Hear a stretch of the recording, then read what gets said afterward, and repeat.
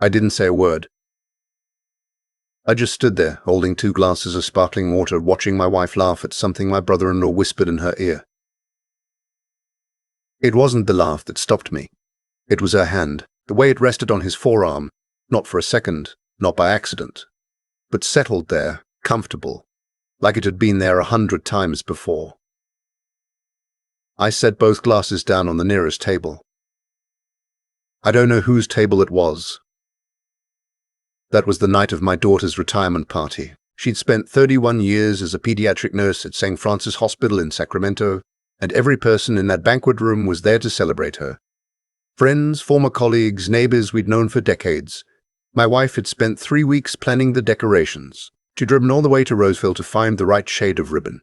And there she was in the corner by the bar, letting my brother-in-law's hand rest on the small of her back. I am 63 years old.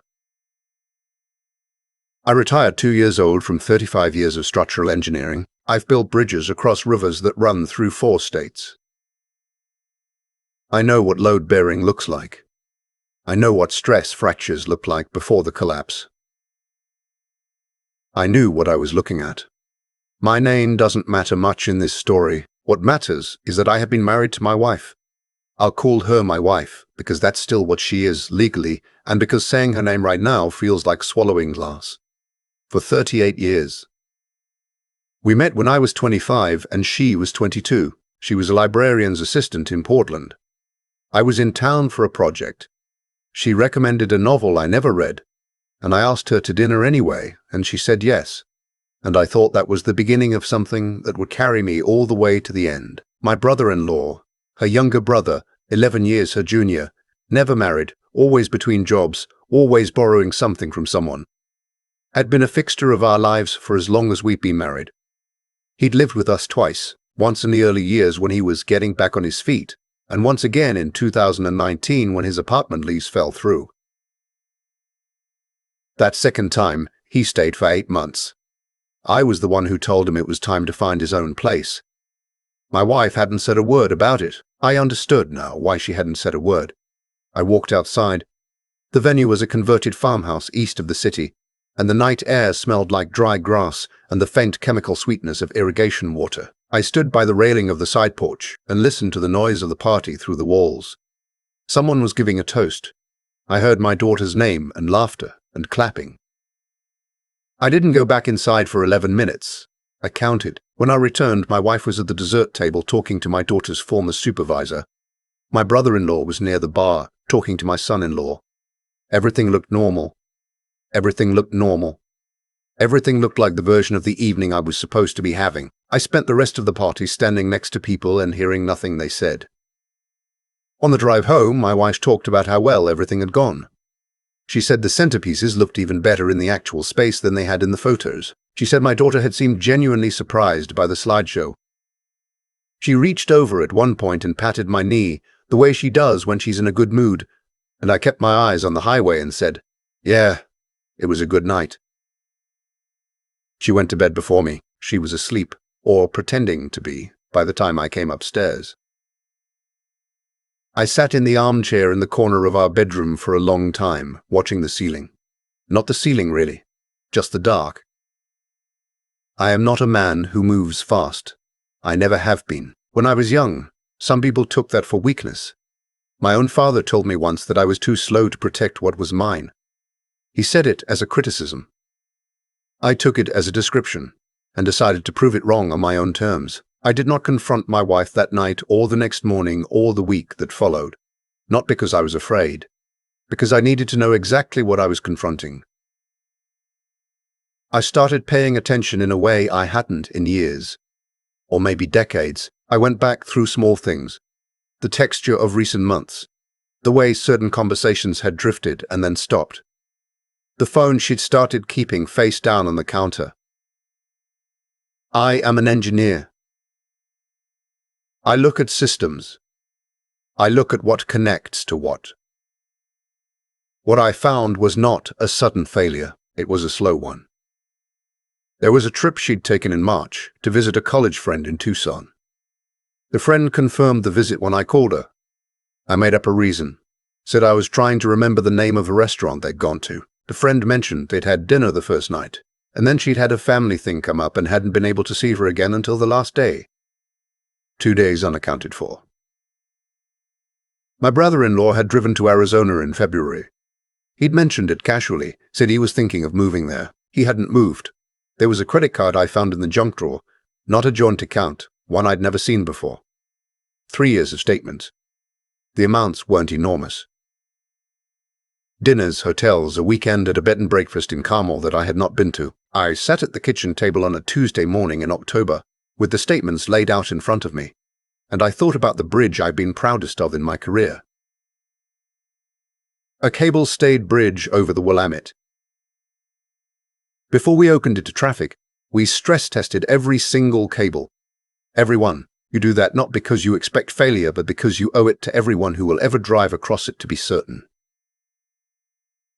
I thought about my daughter. I thought about my son-in-law, who had shaken my hand at the wedding 12 years ago and looked me in the eye and said he was going to take care of her.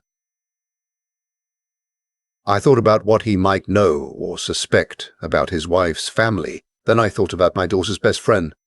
I'll call her the witness, because that's what she turned out to be. She and my daughter had been close since high school. She'd been at the retirement party. I'd sat next to her at dinner and talked about her garden and her husband's job, and I hadn't thought anything of it.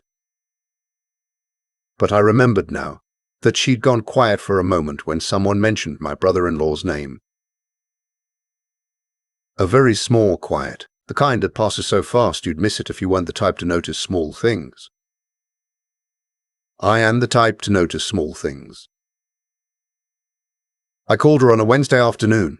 I asked if she had time to meet for coffee. I told her I needed to talk to someone I trusted, and that I didn't have many options right now, and that I thought she might understand why. She was quiet for a moment. Then she said, "I can meet you Thursday." We met at a small bakery near her house. She arrived first. When I sat down, she already had her coffee, and she was holding the cup with both hands, and she looked at me the way people look at someone when they already know what the conversation is going to be. "How long have you known?" I asked. She set her cup down. "Since Carmel," she said. She'd been there, at the same bed and breakfast, coincidentally, for her anniversary. She'd seen them at breakfast.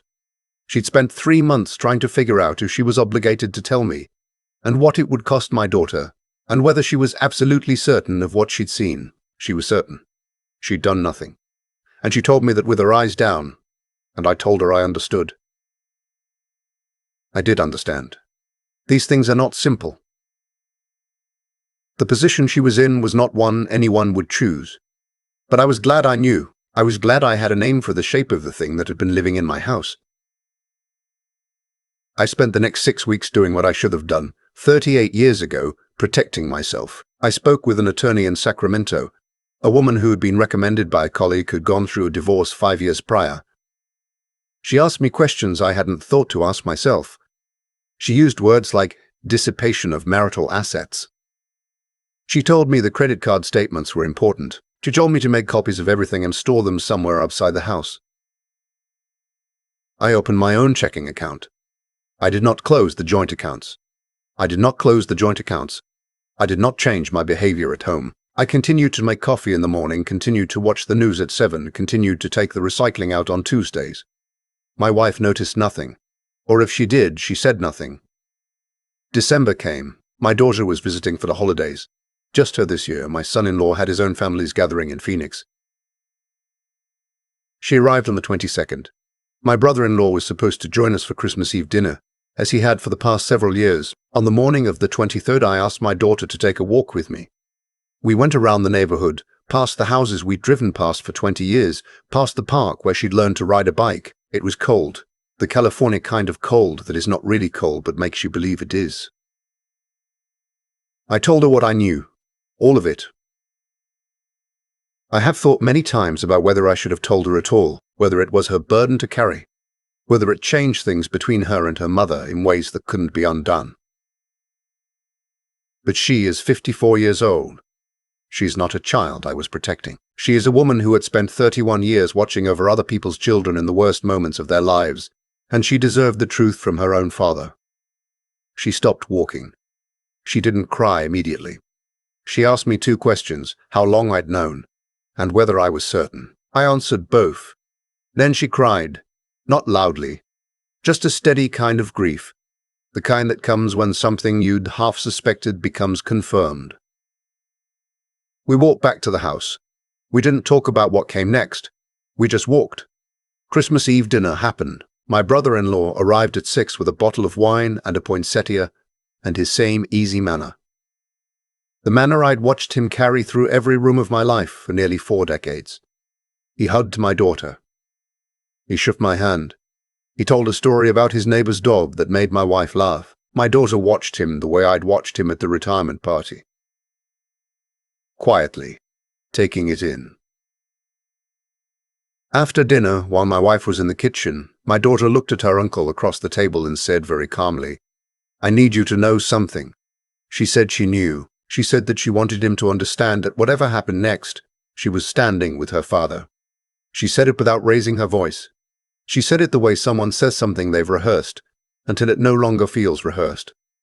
He didn't deny it. He started to say something about how things were complicated, how he and my wife had a connection that went back further than, and my daughter held up her hand. She said, "I'm not asking you to explain. I'm telling you where I stand." He left 20 minutes later. Said he wasn't feeling well. My wife came back into the dining room, looked around, asked where he'd gone. He left, my daughter said. He wasn't feeling well. My wife looked at me. I looked back at her. I held her gaze for a moment, the way you hold something before you put it down for the last time. I filed in February. I won't say it was clean, because nothing like this is clean. There were lawyers and there were conversations that I want to relive. And there was a day in a mediator's office where my wife said things that I had to sit with for a long time before I could set them down. The financial settlement took 4 months. The credit card statements mattered. My attorney was right about that. My daughter flew out twice during the process. She didn't make it about herself. She called me every Sunday morning, early, before the rest of her life started up. She asked how I was sleeping. She asked what I'd eaten. She asked about the bridge project I'd been following in the news, a retrofit job up near Reading, because she knew I'd want to talk about it, and she was right. My brother-in-law moved to Arizona. I heard this from a neighbor, not from anyone in the family. I live in a smaller house now, closer to the river. I bought it in April. It has a back porch that faces west, and in the evenings I sit out there and watch the light change on the water. And sometimes I think about all the things I should have looked at more carefully. And sometimes I think about all the things I looked at exactly right, and sometimes I don't think about any of it. I just watch the river. My daughter called last Sunday. She told me she was proud of me. I told her I hadn't done anything to be proud of. I'd just done what needed doing. She said that sometimes those are the same thing. I've been thinking about that. I spent my career calculating how much weight a structure could carry before something gave way. The math is precise. There's a point, always, at which the load exceeds the capacity. And the only honest thing to do is acknowledge the number and work from it. You don't redesign the bridge by pretending the load is lighter than it is. You don't protect the people crossing it by looking the other way. I looked the other way for a long time. I'm not sure exactly when I stopped, or whether I stopped slowly, or all at once. I know that I sat in a parking lot in Sacramento last January with a folder of documents in my passenger seat, and I made a phone call, and I told the attorney who answered that I needed to schedule a consultation, and my voice was steady, and that steadiness surprised me. It still surprises me, a little, that I could do it. That I did. The river is high this time of year. I watch it from the porch in the mornings with my coffee, and I think about what it carries and what it leaves behind. And I think that I have some time left. Not infinite time, but enough. And I have a daughter who calls on Sundays, and a house that faces west, and a life that is, for the first time in longer than I can honestly remember, entirely my own. That's not nothing. At 63, I've learned that's closer to everything than it sounds. I've thought a lot about that moment in the parking lot, the one where I sat with a folder of documents on my passenger seat and made the call. My hand didn't shake. That still means something to me. People ask when they hear a story like this, why someone waits. Why not confront immediately? Why not rage? Why not make a scene at the party and let everyone see what you saw? I understand the question. But I've learned, slowly, the way men my age tend to learn things. That acting in the first moment of pain usually serves the pain, not the person. My wife and her brother had been making choices for years. A few more weeks of careful movement on my part wasn't going to change what they'd already done. It was only going to determine what happened to me next. That's what I didn't have at 25 that I have now. Not wisdom, exactly. More like the hard-won understanding that your integrity is the one thing no one else can take from you. They can take your trust, your years, your money, if you let them.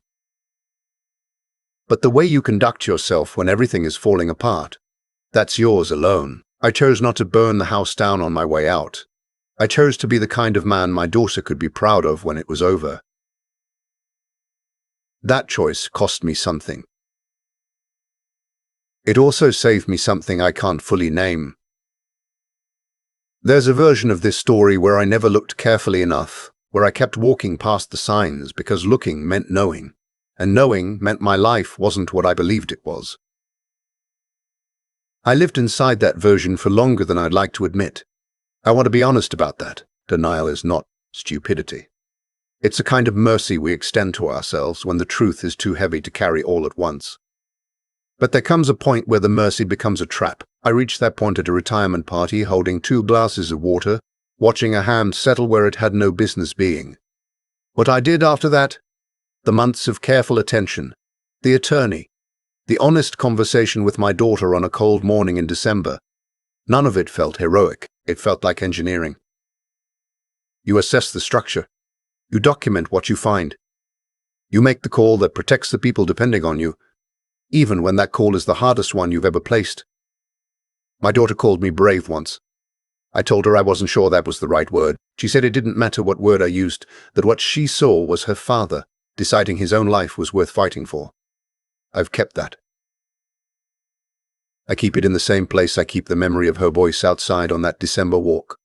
Steady and clear, saying she was standing with me. We don't always get to choose what happens to us, but we choose what we do with it. We choose whether we look away or we look straight at the thing. We choose whether we let someone else's failure become our permanent residence, or whether we pick up, document, call the attorney, buy the smaller house by the river, and sit on the back porch at 63 watching the light come down the water and understand that there is still something here worth building. That's the only lesson I've got. It took me 38 years and one party I'll never forget to fully learn it.